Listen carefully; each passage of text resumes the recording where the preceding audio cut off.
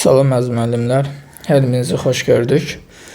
Beləliklə əziz müəllimlər, bugün mən sizlərə elastik qüvvəsi, sürtünmə qüvvəsi mövzusuna aid olan test tapşırıqlarının izahını verəcəm. Bundan öncəki ilk 4 mövzunun izahını kanalda paylaşmışam.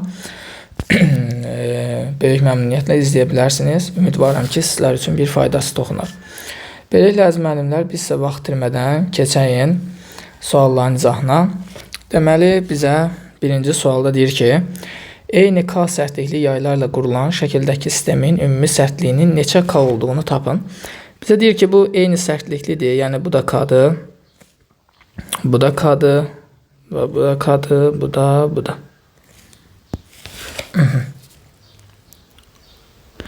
İndi əziz müəllimlər, burada belə bir şeyə fikir verək. Gördüyümüz kimi, baxın, bu 3 dənə yay bir-birinə necə birləşibdir? Paralel birləşib. Biz də bilirik ki, paralel birləşmədə ümumi sərtliyi tapanda toplayırıq. Deməli, bu üçün paralelliyindən alındı ümumi sərtlik 3K. Aşağıdakı isə bunlar da bir-birinə paralel birləşib. Bunu da toplasaq olur 2K. Və aldığımız 3K ilə 2K bir-birinə ardıcıl birləşib. Ardıcıl birləşmədə ümumi sərtliyi tapan zaman yazırıq ki, K1, K2 bölünsün, K1 üstəgəl K2. Buradan yazarıq ki, 3K vurulsun 2K bölünsün, 3K üstəgəl 2K. Buradan da alırıq ki, 6K kvadratı bölünsün, deməli 5K, K'ların biri ixtisar gedir, ümumi sərtlik 6 bölünsün 5-ə bərabər olur. Doğru cavabımız əziz müəllimlər olacaqdır A variantı. Yəni 5-də 6K. İkinci sualda isə bizə deyir ki, kütlələri verilmiş 3 tircik şəkildəki kimi qoyulmuşdur. Bütün toxunan səthlər arasındakı sürtünmə əmsalının müyə bərabərdir. Ən aşağıdakı tirciyi dartıb çıxarmaq üçün lazım olan F qüvvəsinin minimum qiyməti neçə müəmşədir? Deməli, əziz müəllimlər, fikir verirsinizsə, biz bu 2M kütləli cismi buradan dartıb çıxaran zaman bu cisim hara sürtünür? Bir, bu aşağı hissəyə sürtünür. Ona görə burada bir sürtünmə qüvvəsi yaranır. Məsələn, mən bura bir F sürtünmə 1 deyirəm. Bir də bu dartan zaman bu çıxartdığımız cismin səthi yuxarıdakı cismin bax səthinə sürtünür. Burada da bir sürtünmə qüvvəsi yaranır. Burada bir F sürtünmə 2 deyirəm. Və bu cismi dartıb çıxarmaq üçün lazım olan bu minimal F qüvvəsi bax burada yaranan sürtünmə qüvvələrinin cəminə bərabər olur. İndi gəlin sürtünmə qüvvəsini tapaq adını. Bildiyimiz kimi sürtünmə qüvvəsinin düsturu üfüqi səthdə mü mg'yə bərabərdir. Bunu birinci biz F sürtünmə 1-i təyin etsək, deməli sürtünmə əmsalı hər birində müdür. Yazıram mü vurulsun. Fikir verirsinizsə, bu hissədə sürtünmə qüvvəsini tapanda görək neçə M kütləli cisim sürtünmə yaradır? Gördüyümüz kimi üzərindəki 4M, 3M və 2M. Yəni birlikdə 9M kütləli cisim sürtünmə yaradır. Ona görə yazacağım 9M vurulsun J. Yəni birinci halda sürtünmə qüvvəsi oldu 9 mü mg. İndi bu F sürtünmə 2-ni təyin etsək, yenə də sürtünmə əmsalı müdür. Artıq burada fikir verirsinizsə, üzərindəki 4M-lə 3M kütləli cisim sürtünmə yaradır. Yəni birlikdə 7M-dir. Onda yazacağım 7M vurulsun J. Yəni buradan da sürtünmə qüvvəsi 2 alınır. 7 müəmg. Fikir verin, F sürtünmə 1 oldu 9 müəmg. F sürtünmə 2 oldu 7 müəmg. Lazım olan bu minimal F qüvvəsi isə bunların cəminə bərabər olacaq. Yəni 9 müəmg üzərinə gəlinsin 7 müəmg. Cavabımız olacaqdır 16 müəmg. Doğru cavabımız Y variantı. Növbəti sualla əziz müəllimlər davam eləyək. Bizə 3-cü sualda deyir ki, 50 metr böl saniyə sürətlə hərəkət edən 4 ton kütləli yük maşını tormozlanır və tormozlanma zamanı yük maşınına 8000 newtonluq sürtünmə qüvvəsi təsir edir. Buna əsasən yük maşını ilk 10 saniyədə neçə metr yol gedər? Deməli, əziz müəllimlər, fikir verirsinizsə, Deyir, yük maşını tormozlanır və tormozlanma zamanı yük maşınına 8 Newtonluq qüvvə təsir edir. İndi məsələ nədir burada əziz müəllimlər? Fikir verirsinizsə, buna yalnız sürtünmə qüvvəsi təsir edir. Yəni Newton ikinci qanunu yazsaq, əvəzləyici qüvvə MA-ya bərabərdir. Burada da əvəzləyici qüvvə yalnız sürtünmə qüvvəsi olduğuna görə mən yazacağam ki, F sürtünmə bərabərdir MA-ya. Gəlin buradan biz cismin hərəkət təcini tapaq. Buradan A-nı biz təyin etsək, F sürtünmə bölünsün M olacaqdır. Kənarda hesablayaq. A bərabərdir. Sürtünmə qüvvəsi 8000 Newton bölünsün. Kütlə isə 4 tondur. Kiloqrama çevirsəm 4000 kiloqram. Bu da eləyəcək 2 metr böl saniyə kvadrat. Biz də bilirik ki, tormozlanan hərəkət yavaşlayan hərəkətdir. Ona görə artıq biz burada S-i V0T minus AT kvadratı böl 2 şəklində yazacağıq. Deməli, başlanğıc sürətim 50-dir. Zamanım deməli buradan nə qədərdir? 10 saniyədir. Çıxılsın təcil 2, vurulsun zaman 10-un kvadratı bölünsün 2. Buradan 2 ilə ixtisar gedir. 500 çıxılsın 100-dən. Cavabımız olacaqdır 400 metr. Yəni doğru cavabımız C variantı. Dördüncü sual.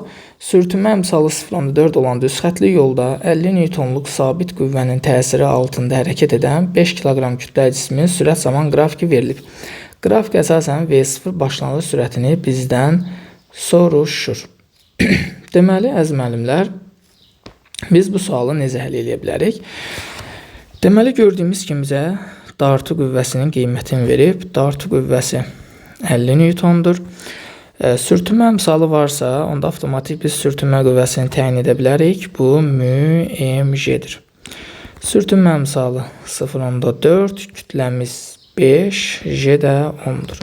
Buradan da sürtünmə qüvvəsini alırıq 20 Newton.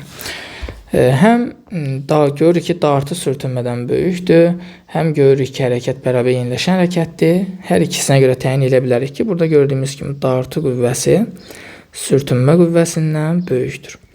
Dartı sürtünmədən böyükdürsə, Newton ikinci qanunu yazsaq, F əvəzləyici bərabərdir MA.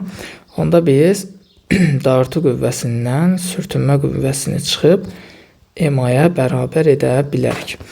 Deməli, dartı qüvvəmiz 50-dir, çıxılsın sürtünmə qüvvəsi 20-dir, bərabərdir. Kütləmiz 5-dir, təcili də bilmirik.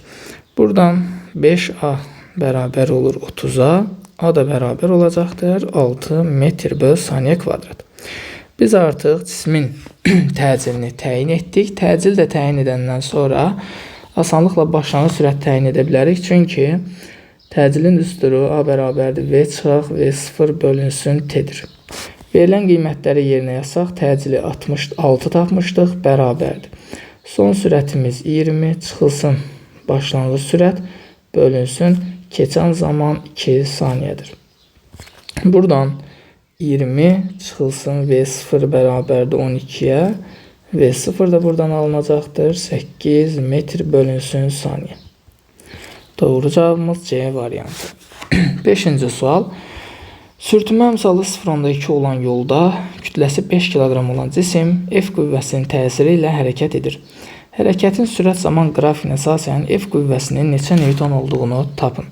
Deməli, qrafikə baxanla görürük ki, bu hərəkət bərabər yavaşlayan hərəkətdir. Bərabər yavaşlayan hərəkətdə sürtünmə qüvvəsi dartı qüvvəsindən böyük olur. Onda Newton ikinci qanunu yazsaq, F əvəzləyici bərabərdir MA. Əvəzləyici qüvvənin yerinə isə sürtünmə dartdan böyük olduğuna görə sürtünmə qüvvəsindən dartı qüvvəsini çıxıb MA-ya bərabər edəcəm. İndi buradan sürtünmə qüvvəsini təyin edə bilərik biz kənarda. Gəlin sürtünmə qüvvəsini tapaq. Sürtünmə qüvvəsi olacaqdır μmg. Sürtünmə əmsalı 0,2, kütləmiz 5, J də 10. Buradan sürtünmə qüvvəsi alınır 10 Newton. Gəlin təcilin modulunu da tapaq. Elə birbaşa başlanğıcdan sonu çıxacağım ki, zaten biz modulca baxasıyıq. 8 çıxılsın 4 bölünsün 4-dən təcilimiz olur 1 metr böl saniyə kvadrat. Gətirib yerinə yazsaq, sürtünmə qüvvəsi 10-dur, çıxılsın dartı qüvvəsini bilmirik, bərabərdir. Kütləmiz 5, təcilimiz 1. Buradan da dartı qüvvəsi 5 Newtona bərabər olur. Doğru cavabımız C variantı. 6 nömrəli sual. Cismin təcilinin ona təsir edən qüvvədən asılılıq qrafiki verilib. Cismin kütləsi 2 kiloqram olarsa, onunla səth arasındakı sürtünmə misalı neçədir?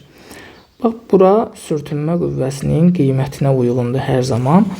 Burada da gördüyümüz kimi, bu da dartı qüvvəsinin qiymətidir və gördüyümüz kimi dartı sürtünmədən böyükdür. Ona görə elə birbaşa dartı qüvvəsindən sürtünmə qüvvəsini çıxıb MA-ya bərabər edə bilərik. Buradan dartı qüvvəsi 10'dur, çıxılsın sürtünmə qüvvəsini bilmirəm, bərabərdir. Kütlə 2, təcilin qiyməti isə 3'ə bərabərdir. Buradan da sürtünmə qüvvəsi 4 Newtona bərabər olur. Bizdən isə sürtünmə misalını soruşur.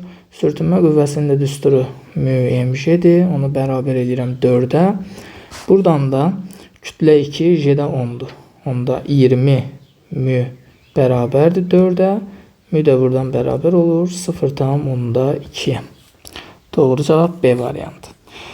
7 nömrəli sual. Sürtünməli yolda hərəkət edən cismin təcilinin ona təsir edən qüvvədən asılılıq qrafik verilib. Buna əsasən cismə düz xəttli yolda 6F qüvvəsi təsir edərsə, təcili neçə A olar? Çox maraqlı sualdır. Gördüyümüz kimi bu sürtünmə qüvvəsinin qiymətidir. Baxın, bu sürtünmə qüvvəsinin qiymətidir. Bu isə dartı qüvvəsinin qiymətidir. Gəlin belə bir şey edək.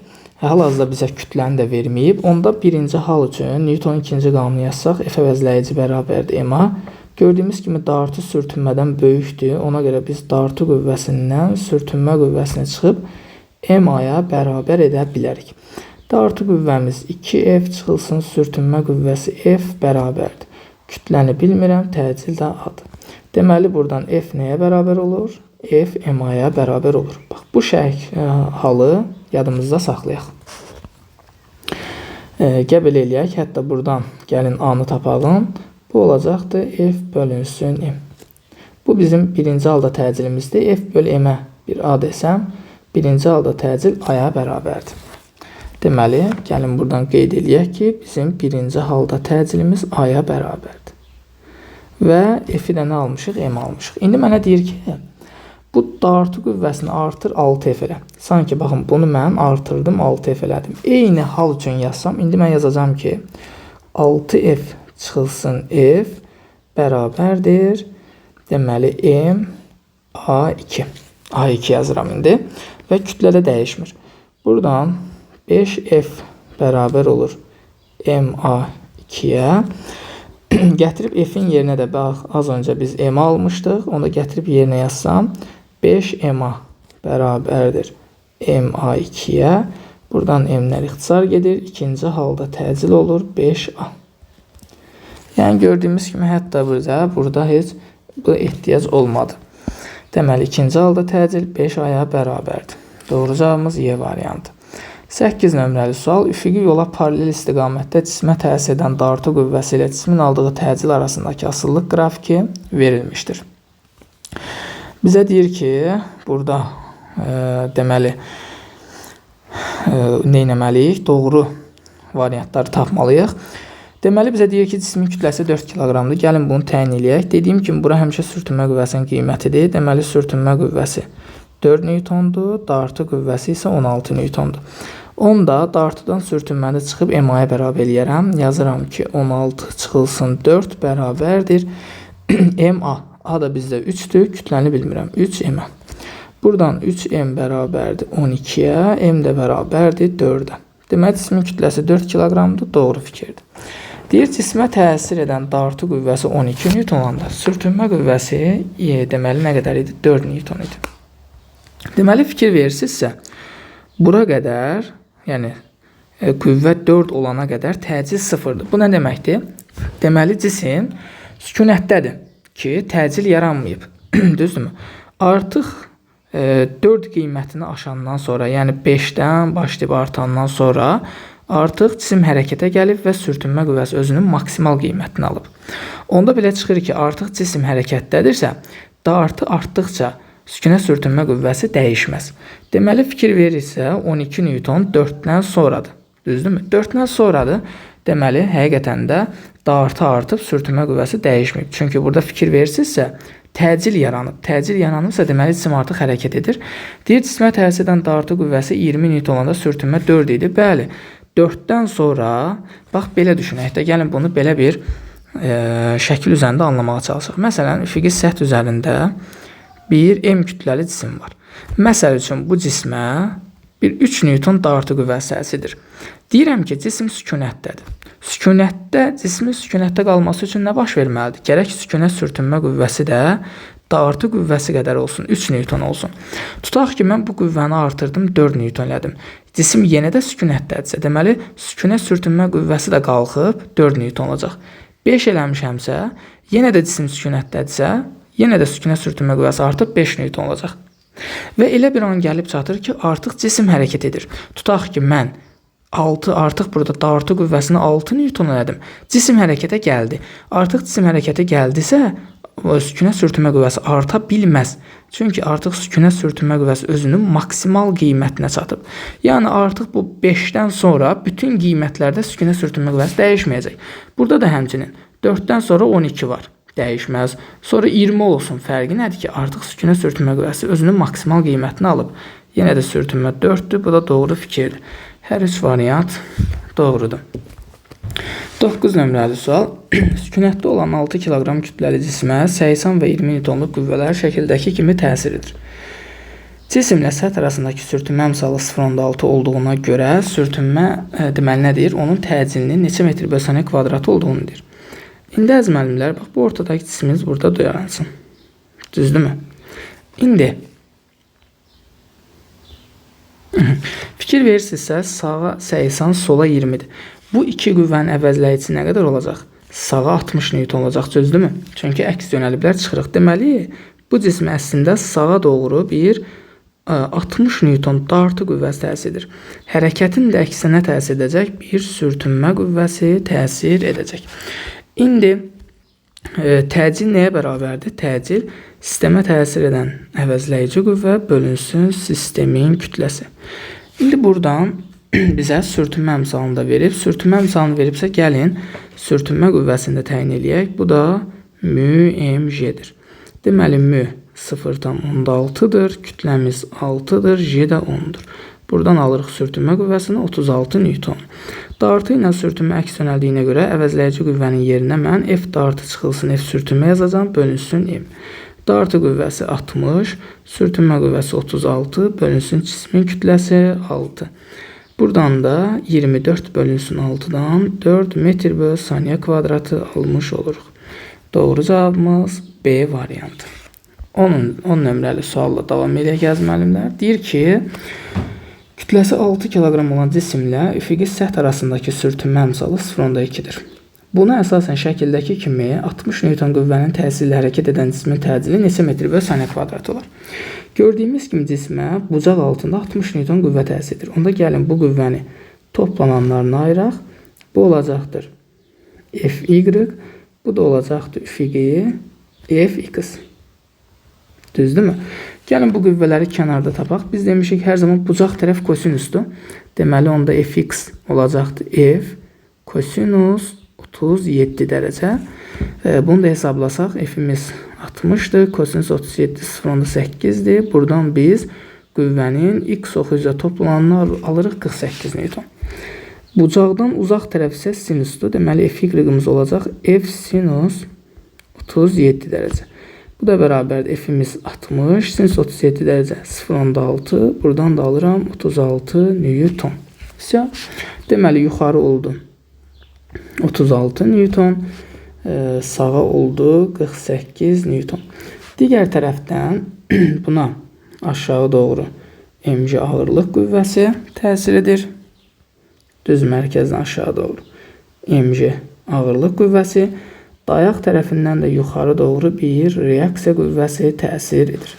Gəlin biz reaksiya qüvvəsini tapaq. Necədir? Cismə şaqili yuxarı təsir edən qüvvələrin cəmi aşağı təsir edən qüvvələrin cəminə bərabər olmalıdır. MG-si nə qədərdir? Bu 6 kiloqram olduğuna görə bunun MG-si 60 Newtondur.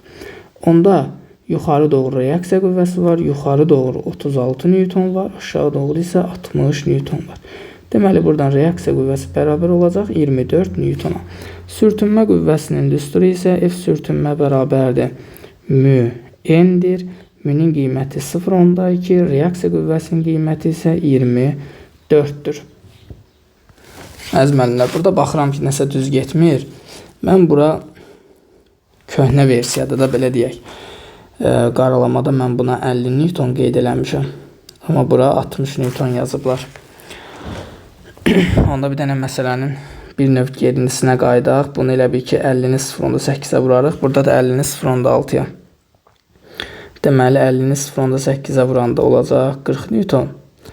50-ni də 0,6-ya vuranda olacaqdı 30 Newton. Yəni, bu yuxarı olan olacaqdı 30 Newton. 30 Newton. Bu isə olacaqdı, deməli, 40 Newton. Onda aşağıda biz belə bir şey alacağıq. Alasıyıq ki, yuxarı doğru reaksiya qüvvəsi var, yuxarı doğru 30 var, aşağı doğru 60 var. Onda reaksiya qüvvəsi buradan 30 Newtona bərabərdir. Gətirib burada 0,2-ni biz 30-a vursaq, alacağıq, deməli, 6 Newton. Təcili tapmaq üçün isə yazırıq ki, A bərabərdir, F əvəzləyici bölünsün M. Gördüyümüz kimi cismə üfüqi istiqamətdə sağa doğru 40 Newton, sola doğru 6 Newton təsir edir. Onda yazarıq 40 çıxılsın 6 bölünsün kütlədə 6. Burada da əziz müəllimlər 5 kiloqram olmalıydı. Bunu yazan adam necə yazır mənə çatmır. 5 kiloqram. Onda burada olacaqdı 50 Newton.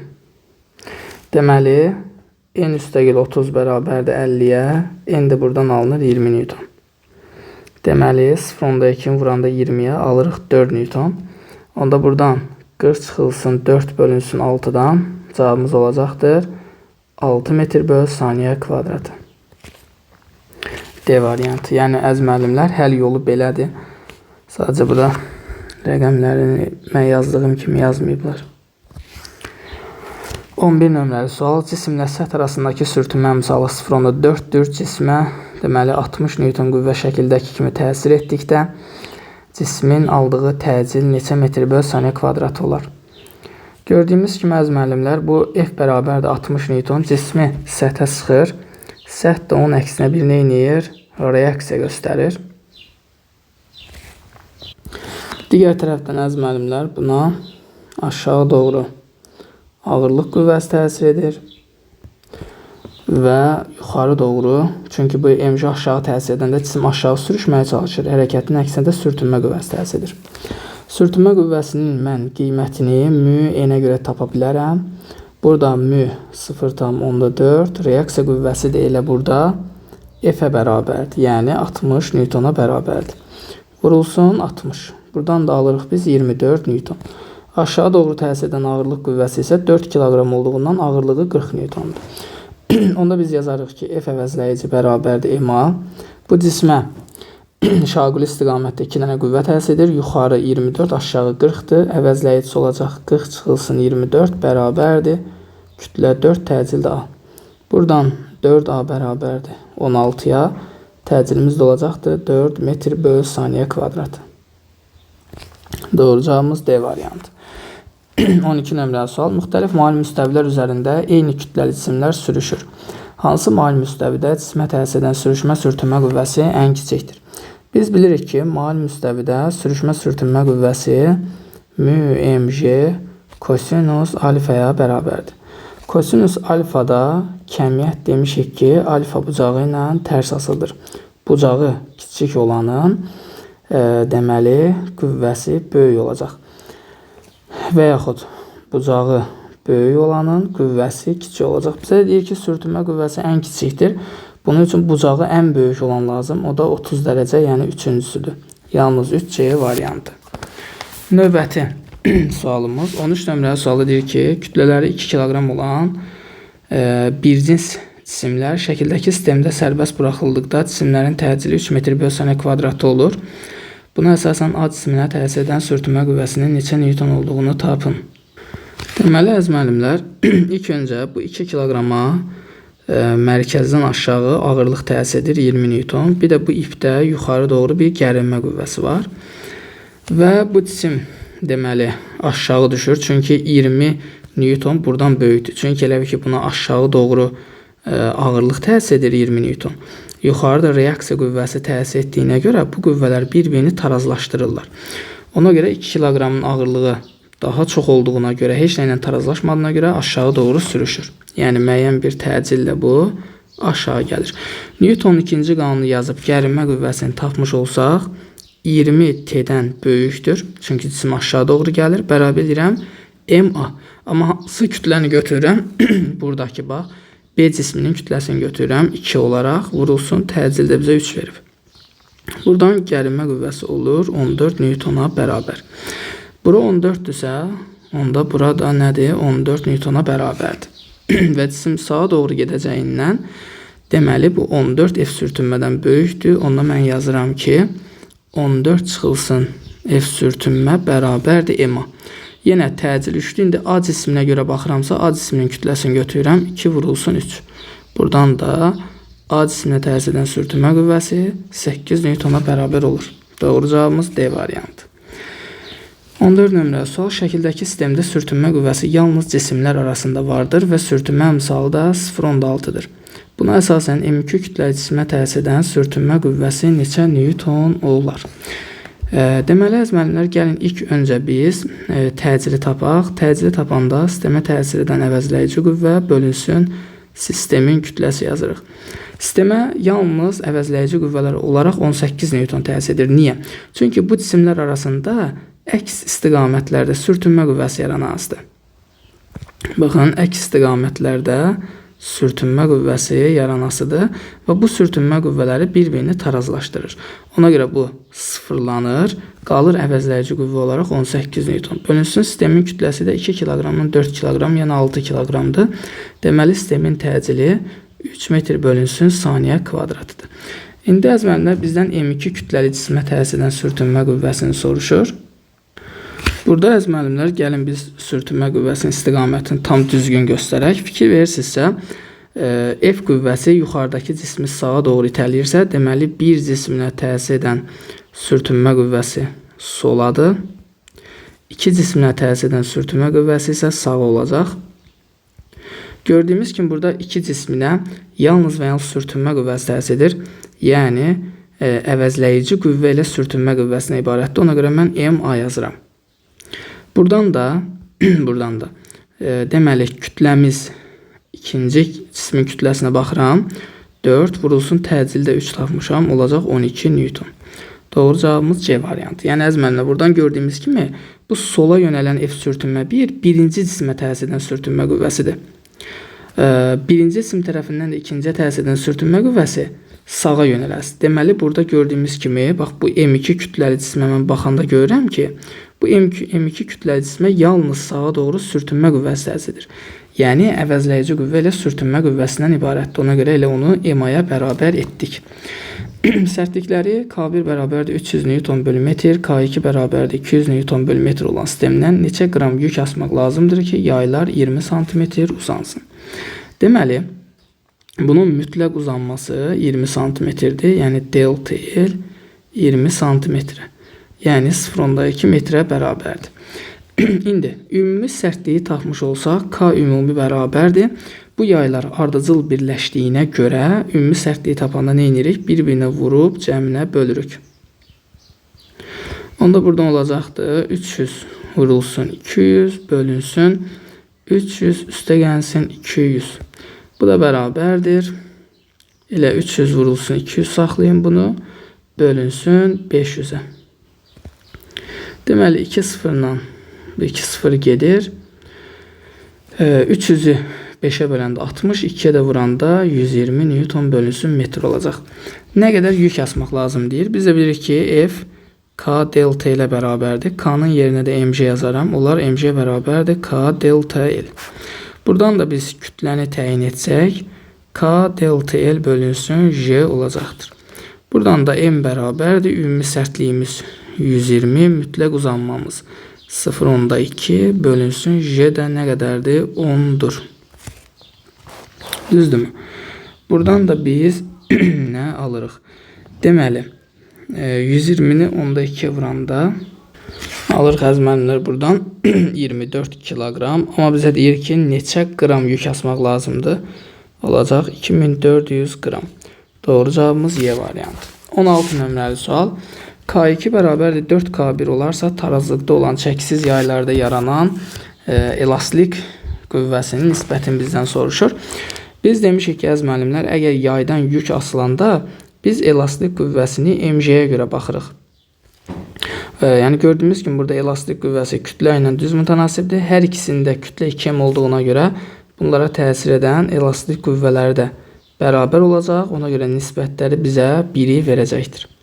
Yəni əgər yaydan yük asılıbsa burada sərtliyə baxmırsınız. Çünki burada sırf uzanma ilə bağlı bir məlumata sahib deyilik. 17 nömrəli sual. Meyl bucağı alfa olan mali müstəvidə sürtünmə əmsalının meyl bucağının qiymətinin asılılıq qrafik hansıdır? Biz demişik ki, sürtünmə əmsalı heç bir şeydən asılı deyil. 18 nömrəli sual. Kütləsi 6 kiloqram olan cismin 25 newton qüvvə ilə dartılır. Bu cisim sükunətdə olarsa ona təsir edən sükunət sürtünmə qüvvəsinin qiyməti elə 25 newton olacaq. Çünki cisim sükunətdədirsə hər zaman sükunət sürtünmə qüvvəsi dartı qüvvəsinə bərabər olur. Dartı 25 isə sükunət sürtünmə qüvvəsi də 25 newton olacaq. 19 nömrəli sual. Dartı qüvvəsinin təsiri üfüqi istiqamətdə dartılan cisim hərəkətdədir. Dartı qüvvəsinin qiymətini 3 dəfə artırdıqda cismə təsir edən sürtünmə qüvvəsinin qiyməti dəyişməz. Burada əziz müəllimlər cavabımız dəyişməz olmalıdır. Niyə? Çünki cisim hərəkətdədirsə, deməli artıq sürtünmə qüvvəsi özünün maksimal qiymətinə çatıb. Belə bir şey yadınızda saxlayırsınız ki, cisim sükunətdə qaldığı müddətcə dartı qüvvəsi artdıqca sükunət sürtünmə qüvvəsi artır. Amma cisim hərəkətdədirsə, artıq deməli sürtünmə qüvvəsi özünün maksimal qiymətinə çatıb. Ondan sonra dartını biz nə qədər artırsaq da sürtünmə qüvvəsinin qiyməti dəyişməz. Amma burada sükunətdədir desəydi, onda biz dartı qüvvəsini artırdıqca sürtünmə qüvvəsi də artardı. 3 dəfə artmış olardı cavab.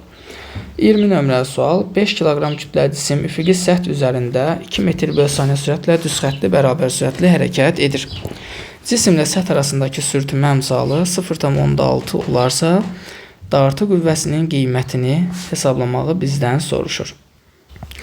Deməli, əziz müəllimlər, gəlin ilk öncə biz sürtünmə qüvvəsini təyin eləyək. Sürtünmə qüvvəsinin üfüqi səthdə deməli düsturu μ/mg-yə bərabərdir. M-nin qiyməti 0,6-dır, M-in qiyməti 5-dir, J-nin qiyməti də 10-dur. Deməli, sürtünmə qüvvəsi 30 newtondur. Bax, bura 30-dur. Amma bizə deyir ki, bu düz xəttli bərabər sürətli hərəkət edir. Düz xəttli bərabər sürətli hərəkətdə dartı qüvvəsi sürtünmə qüvvəsinə bərabər olur. Sürtünmə 30-dursa, onda dartı qüvvəsi də 30 newtona bərabər olacaqdır. Doğru cavabımız D variantı. 21 nömrəli sualda deyir ki, kütləsi 10 kiloqram olan cismə təsir edən dartı qüvvəsi sürüşmə sürtünmə qüvvəsindən 5 dəfə çoxdur. Deməli, dartı qüvvəsi burada sürüşmə sürtünmə qüvvəsindən 5 dəfə çoxdur. Cismin təcili 4 metr/saniyə kvadrat olarsa, cismə təsir edən sürtünmə qüvvəsini hesabla. Deməli, biz demişik ki, sistemin təcili sistemə təsir edən əvəzləyici qüvvə bölünsün sistemin kütləsidir. Gördüyümüz kimi burada cismə sağa doğru dartı, sola doğru sürtünmə təsir edir. Əks istiqamətdə olduğuna görə əvəzləyici qüvvəni tapanda çıxırıq və dartı sürtünmədən böyük olduğuna görə biz dartı qüvvəsindən sürtünmə qüvvəsinə çıxıb M-ə bərabər etməliyik. Buradan da təcili bizə verib 4 bərabərdir. Dartı qüvvəsinin yerinə gətirib 5F sürtünmə yazıram. Çıxılsın F sürtünmə, bölünsün kütlə də 10-dur. Buradan deməli 4F sürtünmə bərabərdir 40-a. Sürtünmə qüvvəsini də biz buradan alırıq 10 newton. Yəni doğru cavabımız D variantı. Dartı qüvvəsini soruşsaydı sürtünmədən 5 dəfə çox, yəni 50 newton olardı. 22 nömrəli sual. Kütləsi 40 kiloqram olan cismin hərəkət tənliyi S bərabərdir 12T çıx 2T kvadratı şəklindədir. Cismə təsir edən dartı qüvvəsi 80 newton olarsa sürtünmə qüvvəsini hesabla. Verilən tənliyə baxanda müəllimlər görürük ki, bu bərabər yavaşlayan hərəkətdir. Bərabər yavaşlayan hərəkətdə sürtünmə dartdan böyükdür. Newton ikinci qanunu yazsaq, sürtünmə qüvvəsindən dartı qüvvəsini çıxıb M-aya bərabər edirik. Buradan F sürtünmə çıxılsın Dartı qüvvəsi 80 bərabərdir. Kütləmiz 40. Təcil isə t kvadratının qarşısındakı ədədin 2 mislidir. Yəni 4. Buradan F sürtünmə, buradan yazağım. Buradan alıram ki, F sürtünmə çıxılsın 80 bərabərdir 320-yə. Buradan da biz, daha doğrusu 320 nədir? 40-ı 4-ə vuranda 160. 160. Buradan da biz sürtünmə qüvvəsini 160 plus 80-dan 240 Newton alırıq. Doğru cavabımız C variantı. 23 nömrəli sual avtomobilin S tormoz yolunun V0 başlanğıc sürətinə asılılıq diaqramının hansı nöqtəsi F tormozlayıcı qüvvənin ən böyük qiymətinə uyğundur? Deməli, tormoz yolundan gedir söhbət. Biz də bilirik ki, tormoz yolunun düsturu V0 kvadratı bölünsün 2A-dır. Düzdürmü? Burada indi tormozlayıcı qüvvəni deyir, yəni sürtünmə qüvvəsini gətirməliyəm. Onun üçün mən bunu V0 kvadratı böl 2 vurulsun A-nın yerinə μ yazıram. Sürət və məxrəci M-ə vursam, yuxarıda olacaq MV0 kvadratı bölünsün 2 μmg. MmG də bizə sürtünmə qüvvəsini verir. Onda olacaqdır MV0 kvadratı bölünsün 2F sürtünmə. Buradan da biz tormozlayıcı qüvvəni, yəni sürtünmə qüvvəsini təyin etsək, olacaqdır MV0 kvadratı bölünsün 2S tormoz. İndi bizə deyir ki, tormozlayıcı qüvvənin ən böyük qiyməti. Baxıram ki, tormozlayıcı qüvvənin ən böyük olması üçün başlanğıc sürəti ən böyük olmalıdır. Başlanğıc sürəti ən böyük olan nöqtələr 2 ilə 3-dür. Və tormozlayıcı qüvvənin ən böyük olması üçün tormoz yolu kiçik olmalıdır. Tormoz yolu kiçik olan qiymətlər isə 3 ilə 4-dür.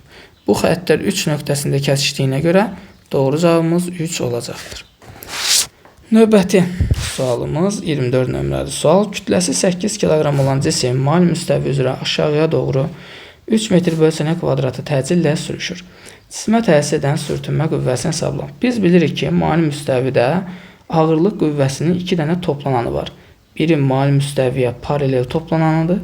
Biz buna mg sinus alfa deyirik. Digəri isə mali müstəviyə perpendikulyar toplananıdır. Bunu isə nə deyirik? mg kosinus alfa deyirik. mg kosinus alfa bu cismi səthə sıxır. Səth də onun əksinə bir nə edir? Reaksiya göstərir. Görürük ki, cismi mali müstəvidə aşağı doğru hərəkət etdirən mg sinus alfadır. Onda cisim aşağı doğru hərəkət etdiyinə görə hərəkətin əksinə bir sürtünmə qüvvəsi yaranır. Aha. Biz də Newton ikinci qanunu yazsaq, F əvəzləyici bərabərdir m-adır. Gördüyümüz kimi cismə yuxarı doğru sürtünmə, aşağı mg sinus alfa təsir edir və təcil istiqamətində olan qüvvə daha böyükdür. Burada da təcil istiqamətində olan qüvvə mg sinus alfadır. mg sinus alfadan sürtünmə qüvvəsini çıxıb m-aya bərabər edirik. Buradan da mg sinus alfamız, mg'miz elə ki burada 80'dir, vurulsun. Sinus 30 dərəcədə 2-də 1-dir. Deməli, nə alırıq? 80 vur 2-də 1, yəni 40. Çıxılsın F sürtünmə bərabərdir. Kütləmiz 8-dir, təcilimiz 3-dür. Buradan da sürtünmə qüvvəsi bərabər olur. 40 çıxılsın 24-dən 16 Newton. Və nəhayət sonuncu sualımıza çatdıq. 25 nömrəli sualda isə bizə deyir ki, F qüvvəsinin təsiri altında üfüqi səth üzrə düz xətli bərabər sürətli hərəkət edən cismə təsir edən dayağın reaksiya qüvvəsini və cismin kütləsini hesabla. Deməli, bizə F-in 50 Newton olduğunu verir. Bu qüvvəni toplananlarına ayırsaq, biri şaqili toplanandır, biz buna Fy deyirik. Digəri isə üfüqi toplanandır, buna isə Fx deyirik. Kənarda təyin edək. Fy təyin etsəm olacaqdır F sinus alfa. Fx isə bucağa bitişik tərəf olduğuna görə Fx-imiz olacaq F kosinus alfa. Burada F'imiz 50, sinus deməli alfa verib 0.6.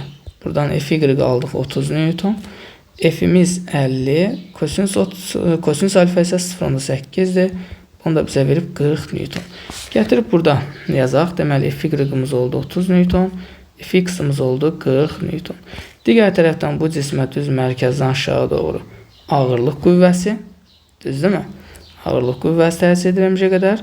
Bir də yuxarı doğru nə təsir edir? Reaksiya qüvvəsi təsir edir. İndi burada bizə deyir ki, bu düz xəttli bərabər sürətlə hərəkət edir. Düz xəttli bərabər sürətlə hərəkət edirsə, dartı sürtünməyə bərabərdir. Yəni, bu cismi dartan qüvvə gördüyümüz kimi nə qədərdir? 40 Newtondur. 40 Newtondursa, onda buna təsir edən sürtünmə qüvvəsi də elə 40 Newtona bərabər olacaqdır. İndi, bəs reaksiya qüvvəsini necə tapa bilərəm? Bildiyimiz kimi üfüqi səthdə sürtünmə qüvvəsinin düsturu μ-n'dir. Biz buradan n'yi təyin etsək, F sürtünmə bölünsün μ alacağıq. Sürtünmə qüvvəsi 40-dır, sürtünmə misalı 0.8-dir. 40-ı da 0.8-ə böləndə biz reaksiya qüvvəsini 50 Newton alırıq. Reaksiya qüvvəsini də biləndən sonra asanlıqla kütləni tapa bilərik. Çünki bu cismə yuxarı təsir edən qüvvələrin cəmi ilə aşağı təsir edən qüvvələrin cəmi bərabər olmalıdır.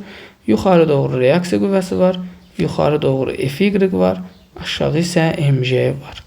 Reaksiya qüvvəsi 50, Fy-ımız buradan aldıq ki, bizdə 30-dur, bərabərdir.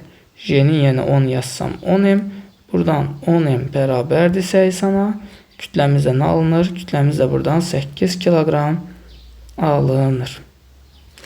Belə əziz müəllimlər, sürtünmə qüvvəsi, elastik qüvvəsinə aid olan testlərin də izahını bitirdik. Ümidvaram ki, sizlər üçün əhəmiyyətli olar. Belə əziz müəllimlər, növbəti videolarda görüşənədək sağ olun.